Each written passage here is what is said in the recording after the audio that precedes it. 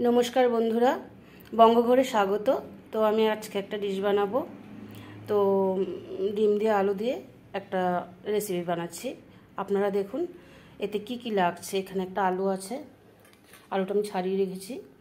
এই গ্রেটারের সাহায্যে আমি এটাকে করে নেব, মিহি করে নেব। আর এখানে 4টে ডিম আছে, নুন আছে, আর এখানে কর্নফ্লাওয়ার আছে, গোলমরিচের গুঁড়ো, ধনেপাতা, পেঁয়াজ আর কাঁচা লঙ্কা কুচি। এই দিয়ে আমি এই রেসিপিটা বানাবো। আমি দেখিয়ে দিচ্ছি আপনাদেরকে। আমি এই যে গ্রেটারের সাহায্যে মিহি করে আলুটা কীরকমভাবে করে নিয়েছি দেখুন। এবার আমি একটু জল দিয়ে ধুয়ে নেব, এটাকে ভালো করে ধুয়ে তারপরে আমি রেডি করছি। দেখুন আলুটাকে আমি ভালো করে নিগড়িয়ে ধুয়ে ভালো করে নিগড়িয়ে নিয়েছি, যে পুরো শুকনো করে নিয়েছি। এবারে আলুটা আমি এটার মধ্যে দিয়ে দিচ্ছি।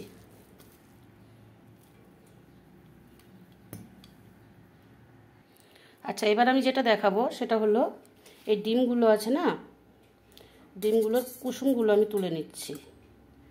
পড়ে যাচ্ছে, আস্তে আস্তে করে তুলতে হবে।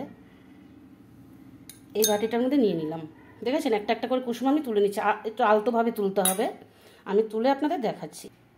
দেখুন কুসুমগুলো আলাদা করে নিয়েছি। আর এটা সাদা অংশটা, এই সাদা অংশটা যতটা লাগবে ততটাই আলুর মধ্যে দিয়ে দিচ্ছি। অল্প করে দিচ্ছি, যদি বেশি ঝোলঝোল হয়ে যায় ভালো লাগবে না, মানে হাতে আসবে না। আমি কর্নফ্লাওয়ারটাও দিয়ে দিচ্ছি, কর্নফ্লাওয়ার দিয়ে দিলাম, গোলমরিচের গুঁড়োটাও দিয়ে দিলাম। আমি নুন দিয়ে দেব স্বাদ মতো, পেঁয়াজ কুচি দিয়ে দেব। আচ্ছা, আমি এবার কাঁচা লঙ্কা কুচিটাও দিয়ে দিলাম। সবগুলো জিনিস উপকরণ আমি দিয়ে দিয়েছি। এবার আমি হাতের সাহায্যে এটাকে একটু মাখিয়ে নেব ভালো করে। আচ্ছা দেখুন এরকমভাবে আমি মাখিয়ে নিয়েছি সব উপকরণগুলো দিয়ে। এবার আমি এগুলো ভাজবো। আচ্ছা, আমি গ্যাস ওভেনে প্যানটা বসিয়ে দিয়েছি। এর মধ্যে এবার আমি সাদা তেল দিয়ে দেবো, খুব বেশি না, অল্প। তেলটা একটু গরম হোক।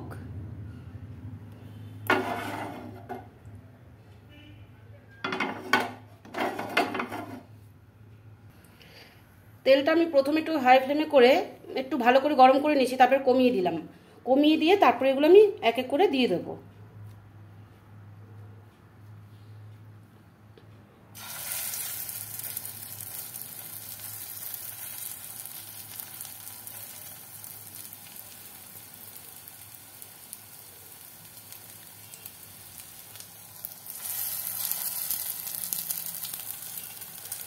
আমি ভেতরটা একটু ফাঁকা ফাঁকা করে দিচ্ছি।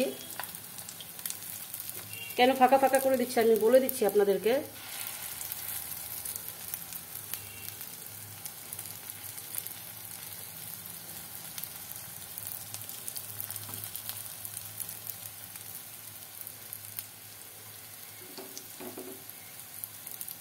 এই যে সাদা অংশটা দিয়ে দেবো বলে।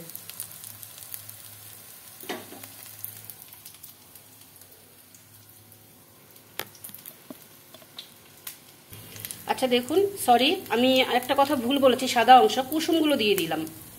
এবার আমি একটু চাপা দিয়ে নেব, একটু চাপা দিয়ে রাখলাম। একটু ওই পিঠটা হলে তারপর আমি এগুলোকে উল্টিয়ে দেবো। সরি, কথা বলতে বলতে একটা জিনিস বলা হয়নি। এর উপরে আমি একটু ধনেপাতা ছড়িয়ে দেবো। ধনেপাতাটা দিয়ে দিলাম।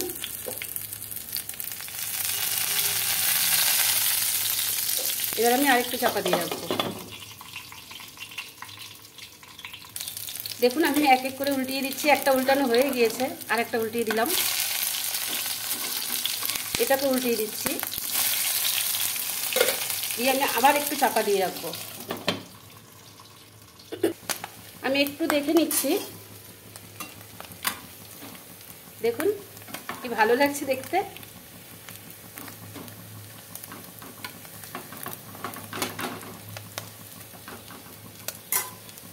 আমি এবার নামিয়ে নেব, আর বেশি ভাজা যাবে না, আমি নামিয়ে নিচ্ছি। দেখুন আমার ডিশটা রেডি হয়ে গিয়েছে। তো সন্ধ্যের সময় বিশেষ করে খুব সুন্দর লাগবে চায়ের সাথে। এরকম একটা সন্ধ্যের সময় চায়ের সাথে একটা ডিশ বানিয়ে নেবেন আপনারা। তো সস দিয়ে তো ভীষণ ভালো যাবে। একটু সস মানে উপরে দিয়ে দিলে দারুণ যাবে ব্যাপারটা। দেখুন সসটা আমি একটু দিয়ে দিয়েছি ওপরে, আপনারা চাইলে সাইডে রেখে লাগিয়ে এরকম ভেঙে ভেঙে খেতে পারেন। ঠিক আছে, তো আজকে এই অবধি, নমস্কার।